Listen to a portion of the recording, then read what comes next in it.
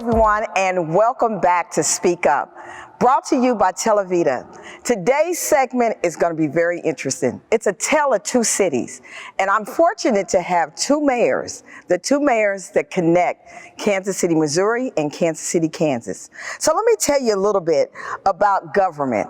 Although the national government gets a lot of face-to-face time in civic classes and news medias, local governments in America play a pivotal role in our day-to-day lives. Cities are intricate part of the local government system, and since they vary greatly in size, population, and politics, there's no way one way. In no way it's the same. At the same time, a city can't succeed without some kind of management. So traditionally, we have mayors. Mayors oversee the city's main departments, including the police department, fire department, education, health, housing, and transportation. At the same time, their responsibilities vary depending on the local power structure. So today, I have the fortune of introducing two mayors, Mayor Quentin Lucas of Kansas City, Missouri, and Mayor Tyrone Garner, who is the mayor of the Unified Government, Wyandotte County, Kansas. So first of all, gentlemen, I want to welcome you. I want to tell you thank you for agreeing to this interview. And we're going to start out by addressing the elephant in the room. You're both black mayors. Yeah. And you're both in a time where we're talking about collaboration and cooperation. And traditionally, Kansas City, Kansas and Kansas City, Missouri have had this invisible line. And so I think my first question is, what do you two see as a main issue that you need to address that particular issue? So I think the first thing we have to do is make sure that we break down the divide, right? People shop, live, play, have families and friends on both sides of the line. Some of the greatest companies in our region, black-owned companies, Carter Broadcast Group, for example, Kansas City, Kansas company, right? Headquartered now in South Kansas City, Missouri, but there's a lot of kind of fluidity on both sides. And so I think one, we need to make sure that we talk like that, share like that. We all like to joke, of course. Did you go to Wyandotte or Washington or Central or Southeast? Yeah. But we need to also make sure that we're taking the time to see where we can work together, where we can build up things together, because we have a lot of the same problems.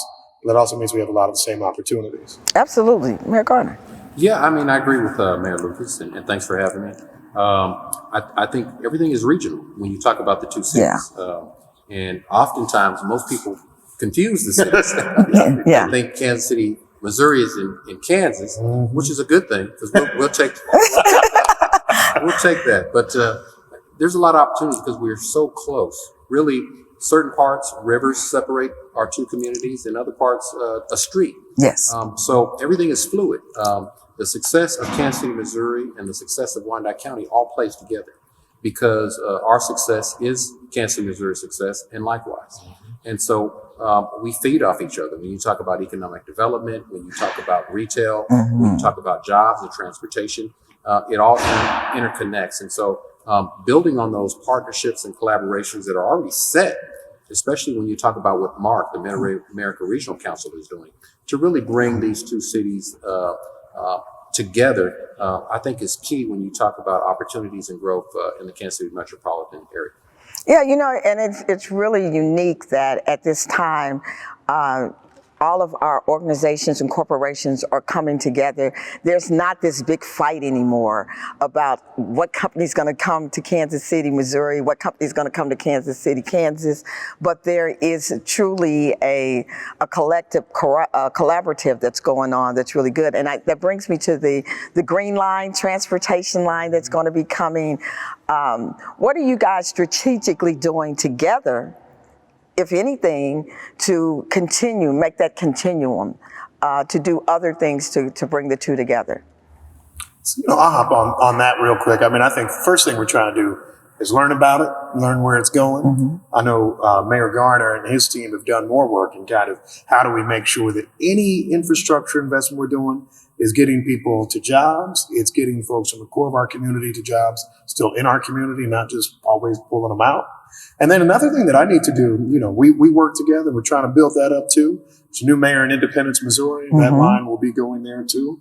I have not actually met him yet, so I need to make sure that we get in touch about how it's going to actually truly link. Because you hear a lot about initiatives, but making sure it's actually something that will be long-term, that will be supported, that when and if the federal money runs out, we're still doing it. Right. That's what I'm interested in learning more about. I look forward to working with the mayor on that. Yeah. Because we're the ones who live with these things, sometimes at the federal level or ATA. They're visionaries. Right. We're the ones got to make sure it's working. Yeah. Well, for Wyandotte Countyans, it's about access to jobs, to retail, to opportunities. And so we looked at what areas would need that transportation.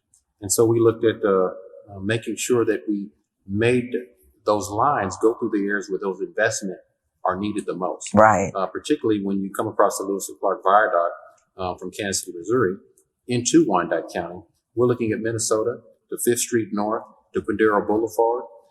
The northeast area of Wyandotte County has been disenfranchised, a lot of disinvestment. So really providing the resources that this grant opportunity may provide is really crucial for Wyandotte County and the residents that live in those disinvested areas.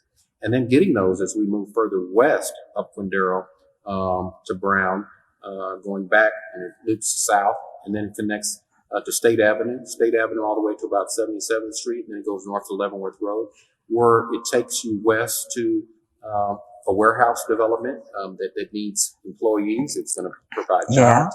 Loops around our Village West, which is one of the #1 tourist destinations in the state of Kansas, just because of the size and the scope and the capacity of the things that are there, and takes you back along State Avenue. So when you talk about connecting people in disenfranchised areas that are disadvantaged and may not have access to transportation, that is really key of making sure we have those transportation routes to help people, I guess, get back on their feet. Yeah. That kind of leads me in, and I know this is a question that I hadn't put out there, but I think about all the great things that are about to happen in Kansas City. The NFL draft is coming, and the disenfranchised communities on both sides. This is not in a proprietary issue. This is actually an issue that both you mayors are dealing with, is how do we make sure that our disenfranchised communities are also receiving benefits from such things as the NFL drafts or any other big conferences that come into this community.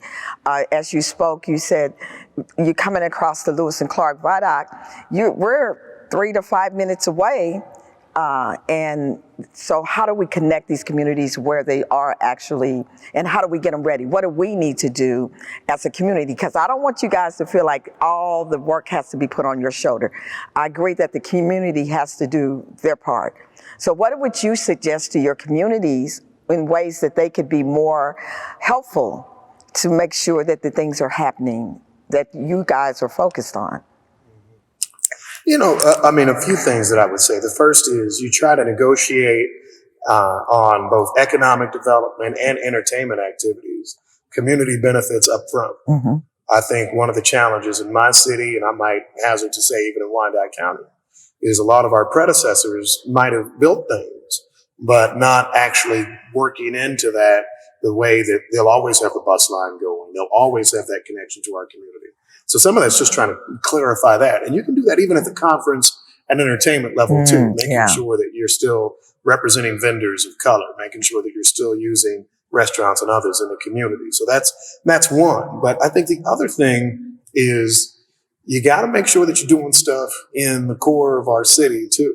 You can't just keep flying over it all the time. So that's why I know we have a lot of chat. Actually, it's interesting. We both have Northeast areas that need some investment. Yes. Well, we got a whole bunch of stuff south of the Northeast area on the east side of Kansas City, Missouri, that needs that support and investment. And so I think we're trying to make sure that even if there are exciting narratives, if everybody's coming through for an NFL draft, make sure you have businesses that come from East Kansas City, Black owned, Latino owned, et cetera, that are part of kind of the ecosystem of what's happening whenever you got something big going on. Absolutely. Well, for Wyandotte County, we don't have an NFL team, Yeah. but I think Kansas City, Missouri's NFL team and the teams that are major league, they provide opportunities for the entire region. When you talk about jobs, transportation, I just talked about that. But getting into how do you get people, pretty much like what I'm thinking you're saying is cultivate people to get more engaged and involved. You got to go and meet people where they are. Mm-hmm. And we have numerous neighborhood groups in Wyandotte County. So educating them, getting that information out, people are ready to be supportive, to volunteer their time, their blood, sweat, and tears, to do the things in Wyandotte County that we know not only they need, but they deserve. You just got to go where they are, reach out to them, educate them, and then cultivate them to do the work that needs to be done. So, another issue that I know that you guys deal with is you're walking a very fine tightrope.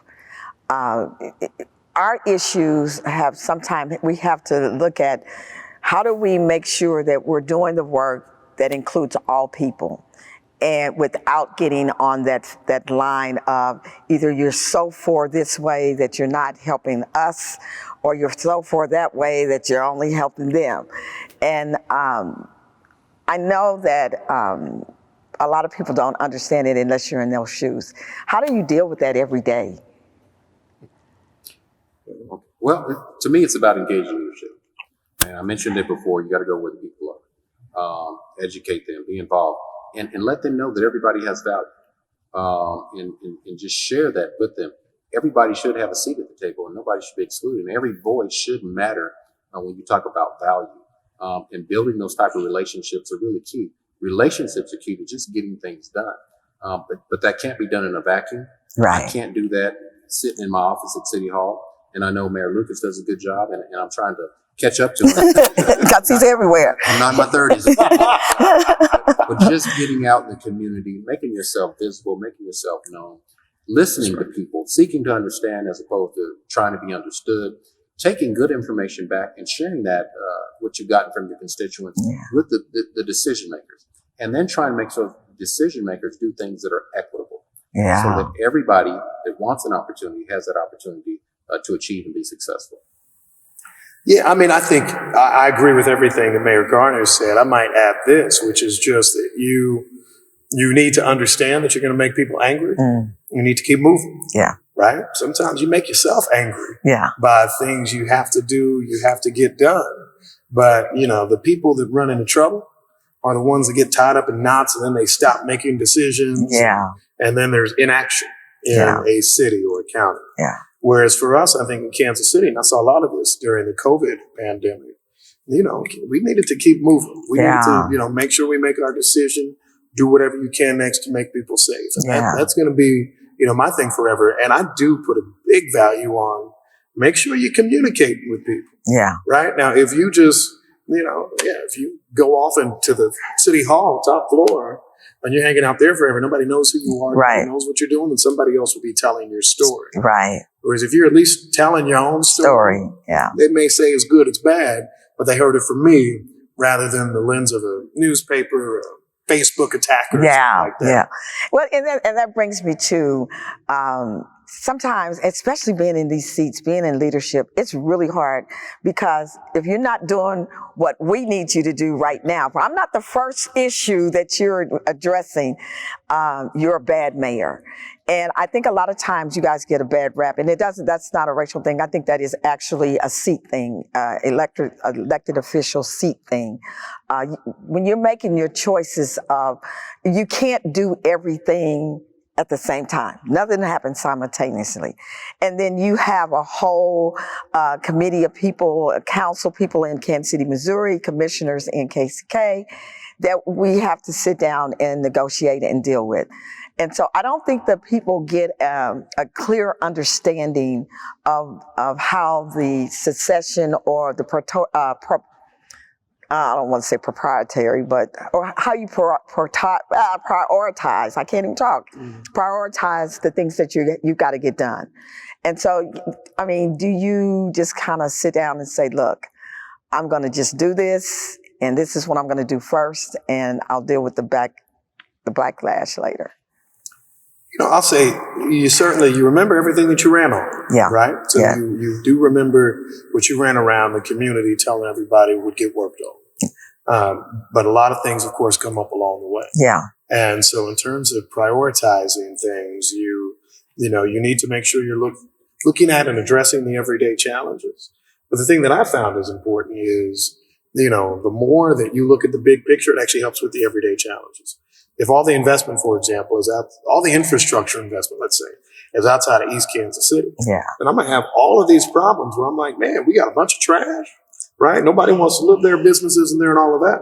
Whereas if you say, okay, let me rethink my public works and my roads budget and actually make it truly equitable, or frankly, something I do, and I have no shame with it, frankly, because we need to catch up, put more money in areas where we've traditionally underinvested, right? That starts to address these so-called smaller issues that come to you each and every day.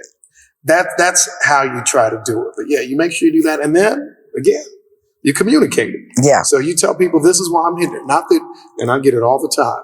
Somebody, they live way far north and they say, you haven't been here, which sometimes I haven't. But I'm just like, well, let me tell you what I'm trying to do right now. I'm trying to get access to a community that has not had it before. I respect you. I trust everything you're doing. I will be there.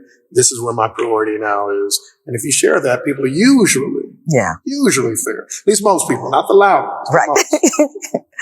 Well, I think that me being a new man, coming into office, one thing that I'm doing is you got to evaluate where you're at. And you got to gauge what does the overall condition of our county and our government look like. Make that assessment. Then look at what you ran on, because people put you in office because of the commitments you made. Now I always say I made a commitment, but I don't make any promises. Right. Because a commitment to me is a little different. That means if I can, I will, but I'm not going to tell you that I can, because the dynamics may change. Being in government, environments change. So you want to stay true to whatever your commitments are, but you got to make sure after you meet with people, after you gauge things, that you be truthful, you be transparent, and you find out where they are, and then you try and meet those reasonable expectations moving forward.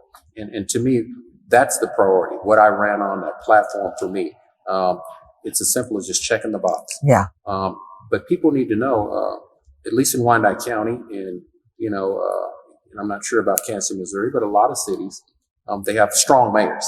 Mm-hmm. They can come in and they can really get things done.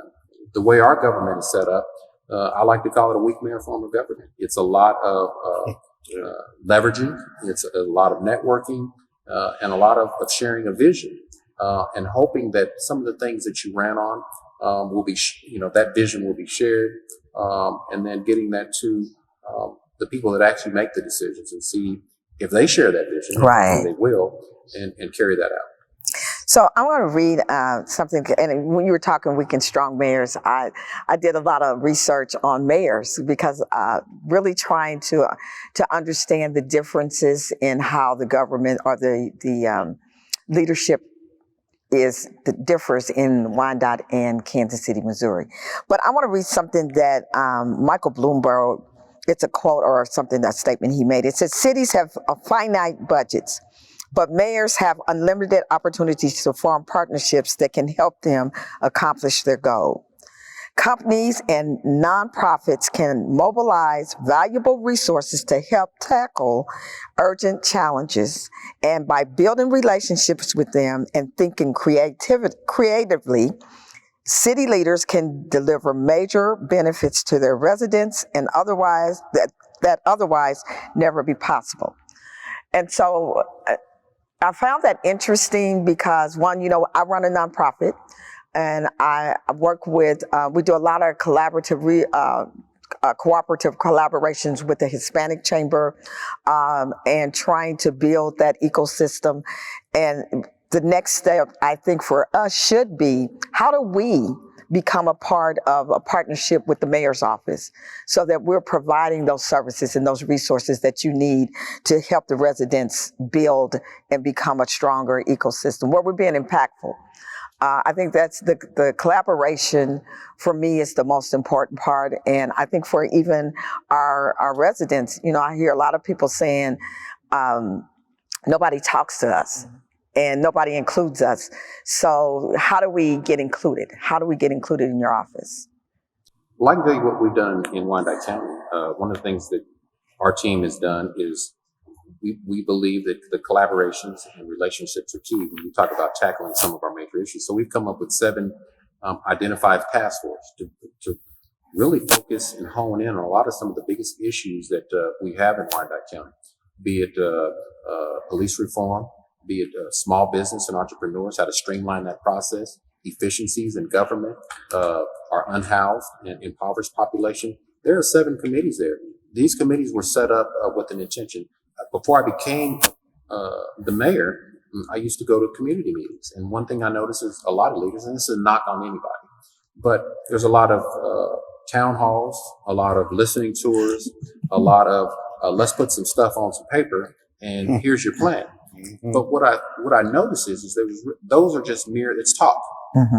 I wanted to come in with our team and really talk about what we could do to have some things that are actionable, results driven. Yeah. So it involves commissioners, it involves my staff, it involves staff from the unified government, as well as being driven by community members on these 7 task force. So we're all working together to push forth recommendations that can go to the full commission for consideration, be it ordinance, be it budgetary, or be it things our administrator can do to just change how we do business in Wyandotte County. So it's designed to do things that are actionable.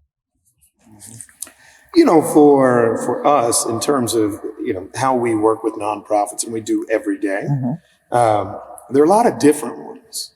And so one thing that I usually try to say to my friends, for example, in the arts community, is we love your structures, right? Performing arts center, museums. What are you doing to make sure more people in our community get access to the opportunities there? Yes. As Mayor Bloomberg noted, right, a lot of it isn't just our own budget, right? It is instead to say, how do we make sure that we're leveraging the billions of dollars of investment that come in and through our cities each and every day or nearby to make sure that it's changing more lives and being amplified. So that's one thing that I've cared a lot about, just pressuring them. But on the other side, I would say to a lot of our nonprofits, yours is a good example of somebody who does it right. Work in advance. Yeah. So I'll give an example, right? Every year, we have money from the federal government, CDBG funds to give out. Kansas City, Missouri, we also have neighborhood tourism development funds. We have a bunch of others. And then at the end of our process, people always say, you didn't give me enough. I need $50,000 more. I need $20,000 more. You know the game? The game is to be in that formula up front. Yes. The game is to make sure that you know what's happening well in advance, so you're never left behind. I'll give an example of something, and I won't talk too long, but something I voted against as a city councilman. We were doing an arts event and festival that was kind of designed in collaboration perhaps with the mayor's office and some in City Hall, but also a lot of Johnson County-based arts outfits.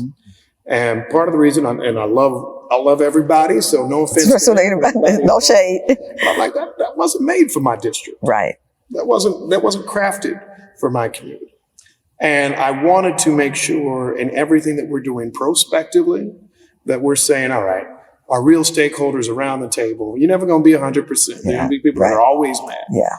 But you can say, well, look, we thought about this. We have somebody from this community, but it's that prospective work that really gets it done. Wow. Well, our time is running out, but first, before I end, I want to commend both of you mayors because you guys both stepped in and unapologetically, you start making changes. And they were significant changes and they were impactful changes. And so, wanting you to know that means a lot to the communities that you serve and that don't give up. They got your back. Okay. And know that we're hoping to have you both around for a lot longer to help us to build this 1KC. Thank you all for joining us today for another episode of Speak Up.